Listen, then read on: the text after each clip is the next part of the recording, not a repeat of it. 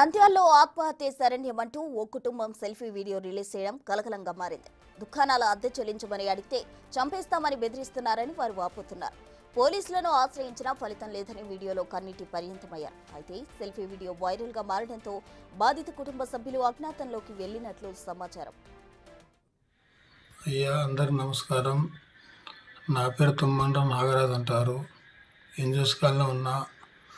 నేను ఏదో కష్టమో నిష్ఠురమో ఏదో తిప్పలు పడి పిల్లల కోసం రూములు కట్టించుకుని బాడీకి ఇచ్చుకున్నా. ఆ బాడీ గీయకుండగా నన్ను చంపుతప్పుడు బెదిరించుకుంటా 5 నెలల నుంచి బాడీ గీయడం లేదు. నేను ఎవరు చెప్పుకోలేకుండా ఈ ఎందుకు బతకాలనిపిస్తుంది.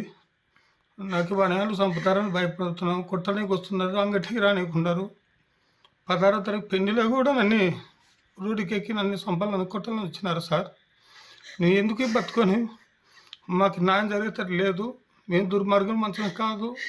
నంద్యాల ఎవరైనా విచారించుకోండి సార్. మీరు ఎక్కడ పోయినా న్యాయం జరగడం లేదు. ఏమి బతుకు వాళ్ళ తాను సత్యబాలు మేము మా బతుకు మేము ఏడో వస్తాం సార్. మేము వద్దు అనుకున్నాం సార్. మా ప్రాణాలకి మేము ఎక్కుతాం సార్. మీరు దయచేసి మమ్మల్ని ఇబ్బంది పెట్టొద్దండి సార్.